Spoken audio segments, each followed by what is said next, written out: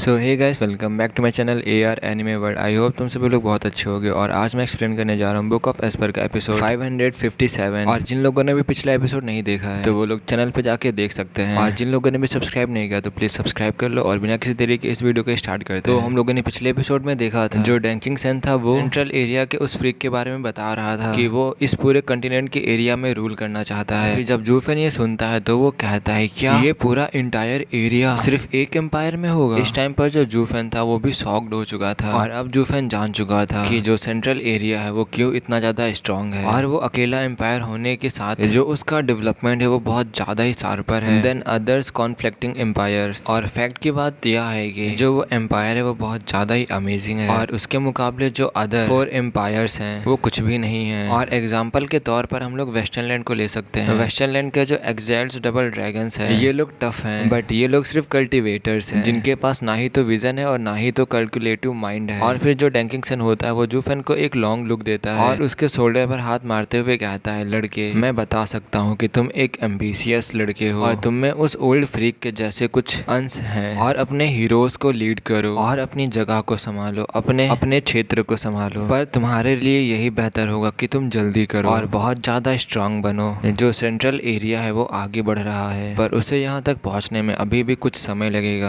But तुम सुरक्षित हो। पर जो तुम्हारा समय है वो खत्म हो चुका है। और फिर जो जूफेन होता है वो डैंकिंग सन को देखते हुए कहता है, तुम्हारा मतलब ये है कि जो सेंट्रल एरिया के एक्शंस होंगे उससे मेरा कुछ भी लेना देना नहीं होगा। और फिर डैंकिंग सन कहता है उस ओल्ड फ्रीक को थाउजेंड्स ऑफ ईयर लगे अपने छोटे से एम्पायर से पूरे इंटायर सेंट्रल एरिया पर रूल करने के लिए। और अब उसकी जो आंखें हैं वो वर्ल्ड पर है और इसमें हर एक लोग इन्वॉल्व होगा तुमको भी जोड़कर। और अगर तुम हाइड हो जाते हो तो जो वो लड़कियां हैं क्या वो भी हाइड हो पाएंगी और क्या उनका एम्पायर टियान्यू हाइड हो पाएगा। हाँ, जो फ्यूचर है वेस्टर्न लैंड का वो तुम्हारा है और वेस्टर्न लैंड का आदमी होने की वजह से वो फ्यूचर में तुम्हारा भी अपोनेंट बन सकता है। और अब मैं आशा करता हूँ कि तुम इसके लिए तैयार हो जाओगे और जो आगे आने वाला है तुम इसके लिए रिग्रेट नहीं करोगे। और अब मेरे लिए यही अच्छा होगा कि अब मैं यहाँ से चला जाऊँ। और मैंने एक लड़के के ऊपर बहुत ज्यादा ही टाइम वेस्ट कर दिया और बस मैं यही होप करता हूँ जो वेस्टर्न लैंड के यूथ हैं वो अच्छा ग्रो करें और बहुत ज्यादा आगे जाएं। और अब ये सब कुछ फेथ के ऊपर होगा कि तुम इस कैलेमिटी से बच पाओगे या नहीं बच पाओगे। और जूफेन का दिल ये सुनकर कांप उठा था और जूफेन बस यही चाहता था कि वो अच्छे से कल्टीवेशन करे और अपने सीक्रेट डोमेन में वापस चला जाए। लेकिन डैंकिंग सन ने बस इतना कहा था कि जो केओस है वो जल्दी ही 5 लैंड को घेर लेगा। और जो जूफेन था वो इसकी ज्यादा परवाह भी नहीं करता था जब तक कि वो एक अकेला भेड़िया था। और तब अगर जूफेन छुपना चाहता तो कोई भी जूफेन को नहीं ढूंढ सकता था। पर लुवो क्लैन के लिए ये सब कुछ एक अलग मामला था और जूफेन को भी लुवो क्लैन के लिए इन सब में पढ़ना पड़ता और जूफेन लू क्लैन को ऐसे ही नहीं छोड़ सकता था। और फिर तभी जो जूफेन होता है वो कहता है शायद मुझे कुछ चीजों को तैयार रखना चाहिए इस मामले के लिए, फिर मैं शांति से यहाँ से निकल जाऊंगा। और इस टाइम पर जो जूफेन था वो अपने ख्यालों में गहराई में खो चुका था और जबकि जो डैंकिंग सन था वो धीरे धीरे गायब हो रहा था। और फिर भी जाते समय वो एक आखिरी बात कहता है, वैसे लड़के तुम उस लड़की का अच्छे से ख्याल रखना और अपनों को संभालना। और फिर जूफेन कहता है, ओ प्लीज मैं एक डीमन हूँ और आखिरकार मैं एक लड़की की केयर क्यों करूंगा। और जूफेन भी जानता था कि जो डैंकिंग सन है वो किसके बारे में बात कर रहा था। ये जानते हुए जो जूफेन था वो भी शर्मा चुका था।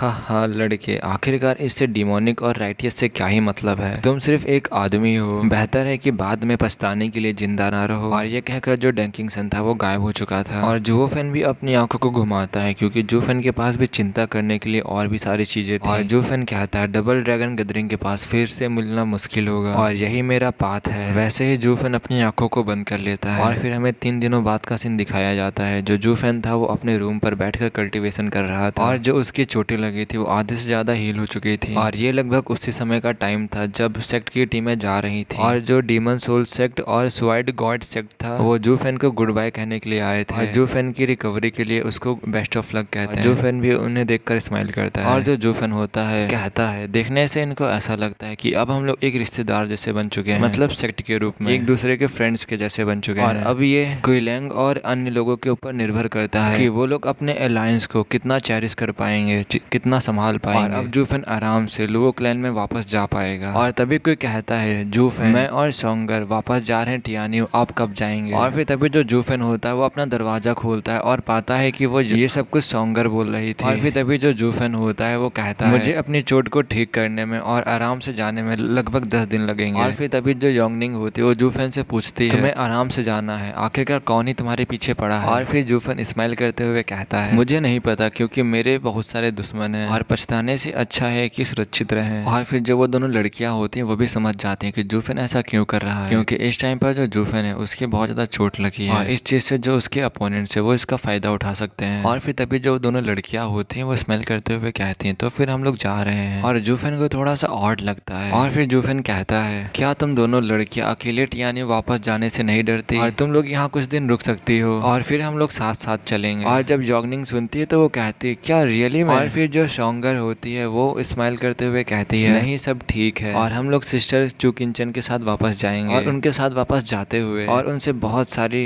ढेर सारी बातें करेंगे, जैसे कि आपके दिमाग को कैसे समझें और आपका दिल कैसे जीते। और ये कहकर जो शोंगर होती है वो ब्लश करने लगती है। और फिर तभी जो जूफन होता है वो कहता है, क्या मिस्टिकल हेवन सेक्ट भी लीव कर रहा है? और जब उसने इसके बारे में सुना था, मतलब चुकिंचन के बारे में, तो जूफन के दिमाग में अभी डैंकिंगसन की सारी बातें आ रही थी। और फिर जूफन चुकिंचन से मिलने के लिए जाने के लिए खड़ा हो गया और जो वो दोनों लड़कियां होती है वो भी उसके पीछे पीछे चले जाती हैं। और वो लोग मिस्टिकल हेवन सेक्ट के प्लेस पर पहुंच जाते हैं और जो उनके डिसिपल्स थे वो एक जगह गदर थे और जाने ही वाले थे। और तभी जो सुइरुआ होती है वो जूफन को नोटिस करती है और तभी जो सभी गर्ल्स होती हैं वो चुकिंचन की तरफ देखने लगती हैं। तभी जो डैनर होती है वो चुकिंचन से कहती है, चुकिंचन वो आ रहा है। और इस टाइम पर जो चुकिंचन थी वो हल्का हल्का शेक कर रही थी। जैसे ही पीछे पलटती है तो वो उसकी आंखें होती है वो जूफन की आंखों से टकराती हैं और फिर वो स्माइल करती है और जूफन के और भी ज्यादा पास जाने लगती है। और जूफन से पूछती है, अब तुम्हें कैसा फील हो रहा है? और जूफन होता है वो कहता है, पहले से अच्छा। और आखिरकार तुम ये अब क्यों पूछ रही हो और क्या तुम्हें थोड़ा सा लेट नहीं हो गए पूछने में? और फिर जो चुकिंचन होती है वो हंसते हुए कहती है, हाँ हाँ हाँ, क्या जुओफेन को अकेला रहना और बकवास करना पसंद नहीं है? और आखिरकार तुम मुझे क्यों दोष दे रहे हो कि मैं तुम्हें देखने के लिए क्यों नहीं आई? और चुकिंचन ये सब कुछ चिढ़ते हुए बोल रही थी जूफेन से। और इस टाइम पर जो जूफेन था वो चुकिंचन की आंखों की गहराई में डूब चुका था और फिर उसकी आंखों में देखते हुए कहता है, मुझे बस आधा साल दो और मैं तुम्हें तब तक आंसर दे दूंगा। और ये कहकर जो जूफेन होता है वहां से चला जाता है और जो चुकिंचन थी वो वहीं पे खड़ी थी। और फिर उसके जाने के बाद वो स्माइल करती है और इस टाइम पर जो उसकी आंखें थी उसकी आंखों में खुशी के आंसू आ गए थे। और फिर वो पीछे मुड़ती है और फिर वो एक बटरफ्लाई के जैसे अपनी टीम के पास आ जाती है। इस टाइम पर जो चुकिंचन थी वो एक आइसी क्वीन लग रही थी और उसके चेहरे पर एक बहुत अच्छी स्माइल थी, जिसे देखकर जो उसके टीममेट्स थे वो खड़े के खड़े रह गए। फिर वो लोग चुकिंचन से पूछते हैं, आखिरकार उस आदमी ने तुमसे क्या कहा? फिर जो डैनर होती है वो फिर से दोबारा से पूछती है, सिस्टर चुकिंचन क्या कुछ गलत हुआ है? और फिर जो सिस्टर चुकिंचन होती है वो बहुत ज्यादा खुशी में डैनर से कहती है, उसने मुझसे कहा कि वो मुझे आधे साल बाद आंसर देगा। और जब दूसरे लोग सुनते हैं तो वो लोग कहते हैं, आखिरकार इसका मतलब क्या है? और ये कुछ ऐसा था जो सिर्फ चुकिंचन को पता था। ये एक ऐसा क्वेश्चन था जो चुकिंचन ने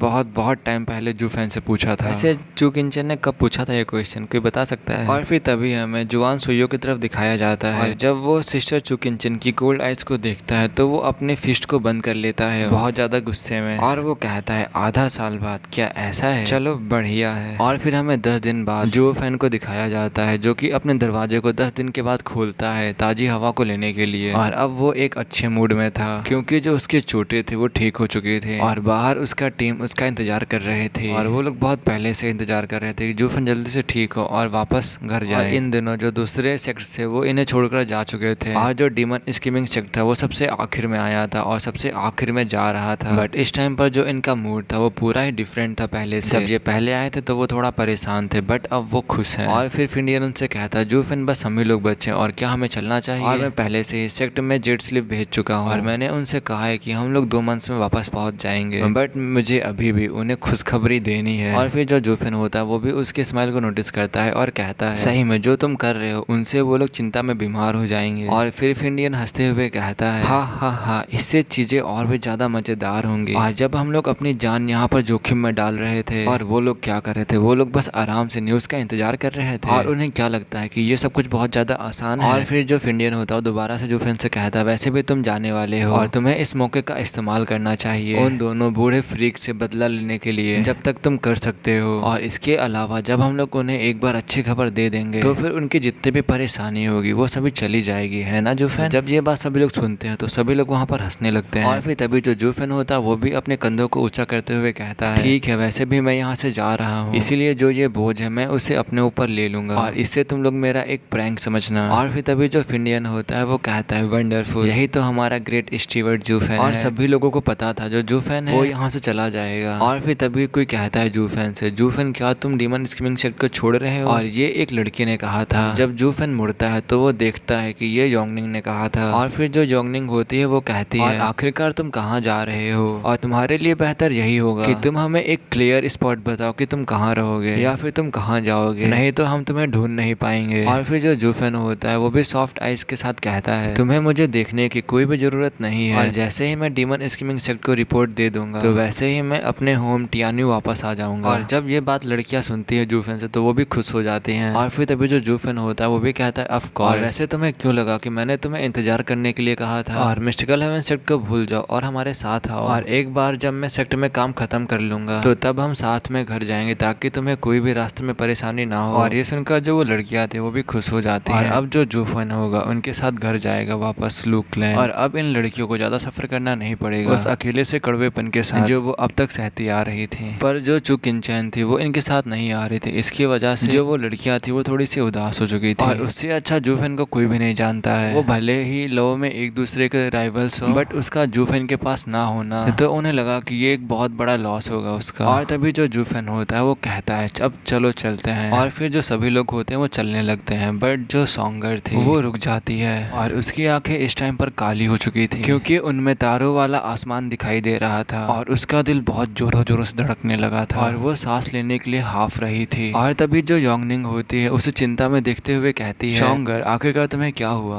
और तभी जो जूफेन होता है वो भी उसके पास आ जाता है और वो भी सोंगर से पूछता है, तुम्हें क्या हुआ? और तभी जो सोंगर होती है वो कहती है, मुझे नहीं पता, सडनली जो मेरी ब्रीथ है वो फ्रेंटिक हो चुकी है, पर अब मुझे थोड़ा अच्छा महसूस हो रहा है। और सोंगर अपना सर हिलाते हुए और खोई हुई लग रही थी इस टाइम पर। और उसे अचानक से एक खतरा महसूस हुआ था, जैसे कोई उसे लेने आ रहा हो, पकड़ने आ रहा हो। लेकिन फिर जो ये फीलिंग्स थी उतनी ही जल्दी चली गई जैसे ही वो आई थी। और जूफेन ने भी अपने मन को शांत करने से पहले चारों तरफ पूरे एरिया को अच्छी तरीके से देखने लगता है।